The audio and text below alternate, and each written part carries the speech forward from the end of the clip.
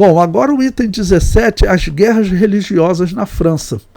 Guerras entre católicos e protestantes. 1562 da era cristã.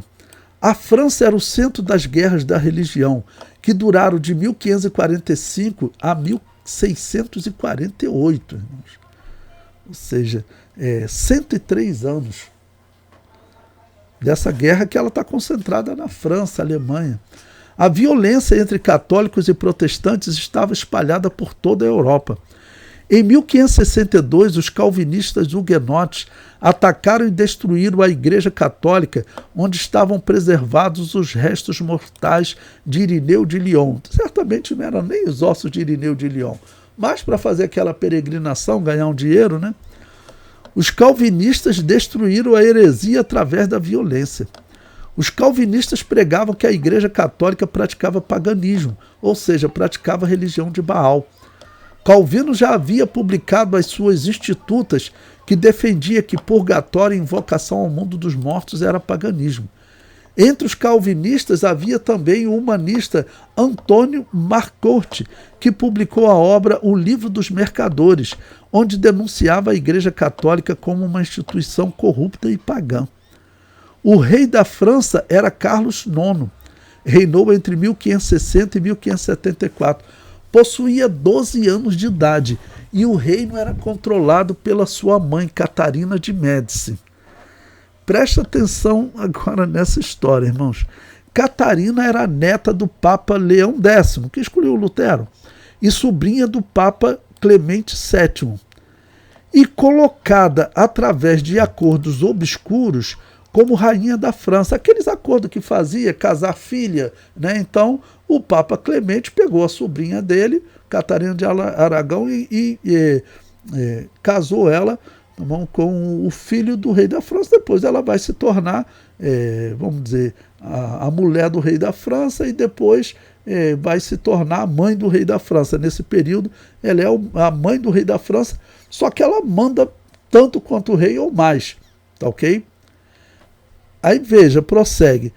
Isso aqui que eu vou falar para vocês não é coisa assim que exista dúvida não na história. Vocês vão pesquisar na internet, você vai encontrar, vai na inteligência artificial, e ela vai te dizer que isso é verdade. Olha, ela ficou conhecida na história pela sua participação em bruxarias, inclusive tendo um recinto especial para bruxos no seu palácio. Um dos bruxos de Catarina era o famoso Nostradamus, que era um judeu cabalista. Uma pausa aqui para lembrar vocês o que significa os judeus cabalistas. A Cabala foi um movimento que surgiu próximo do ano 150 entre rabinos. Um rabino chamado Simeão, que ele dizia que um espírito aparecia para ele para ensinar as escrituras para ele, um rabino. E aí ele perguntou, era o espírito do profeta Elias. Na verdade, não existe espírito do profeta Elias, era um demônio. E acaba que surgiu o espiritismo judaico, que é chamado de Cabala. É um irmão do gnosticismo. O gnosticismo é o paganismo disfarçado de cristianismo. A Cabala é o paganismo disfarçado de judaísmo. Tá bom? Eles são irmãos, tá bom? São a mesma coisa. A maçonaria, ela é gnóstica e também é cabalística. Tá bom? Então, Nostradamus, ele era um judeu cabalista, ou seja, ele já era ligado ao espiritismo judaico. Tá bom? Prossegue. Que foi obrigado a receber o batismo da Babilônia apocalíptica e era atormentado com alucinações, vozes e visões. A França, ela falou para os judeus, olha, quem não recebeu o batismo católico tem que sair do país. Aí muitos não tinham como fazer, né? Então ia morrer. Aí fazer o quê? Recebia o batismo da Babilônia apocalíptica. Então Nostradamus e a família dele, os pais dele, né, tiveram.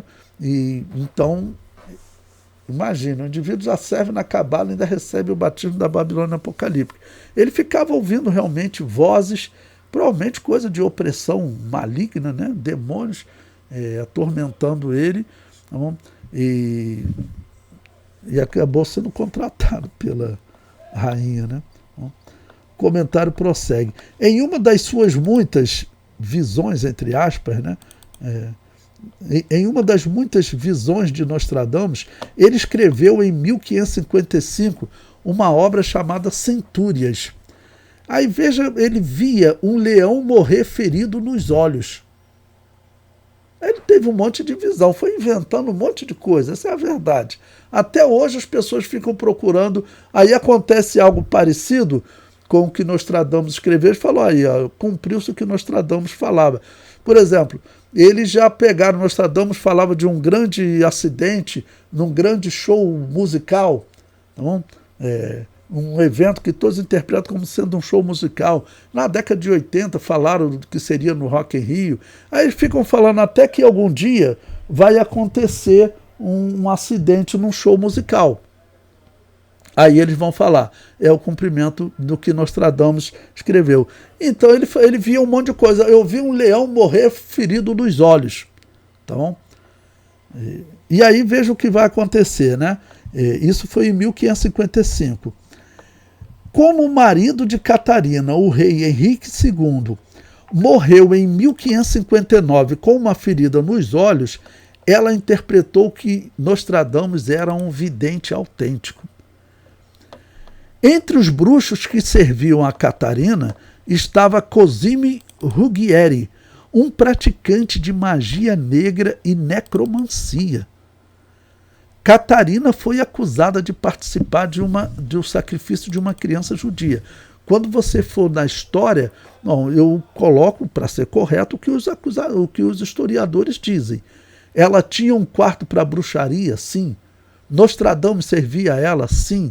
Esse feiticeiro, né, o que eles chamam de magia negra e necromancia, que usa até corpos de pessoas, coisas horríveis, né? Tá bom? E isso tudo é verdade, isso é provado na história. Então, ela foi acusada de ter sacrificado uma criança judia. Isso não foi provado na história. Não, mas se praticava essas bruxarias, né, e Satanás, claro, se puder sacrificar um judeu ou um anabatista, é claro que Satanás vai querer isso, né? Bom, os católicos executaram cerca de 60 calvinistas huguenotes no evento conhecido como Massacre de Vasse, em 1562. Cercaram os calvinistas em um momento de culto, quando eles estavam desarmados. Então, esses massacres todos, você pode contar também isso como um grande sacrifício. Olha, estava chegando o dia dos mortos. Estava chegando o dia dos mortos. O que aconteceu?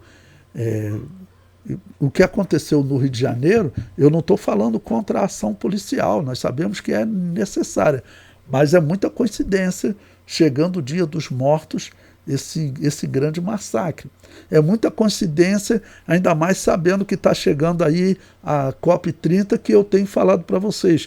É um evento do paganismo antigo. Você vai encontrar lá todos da maçonaria, do catolicismo, né, das religiões indianas, das religiões dos incas, astecas, mas dos nativos do Brasil, eles vão estar todos lá.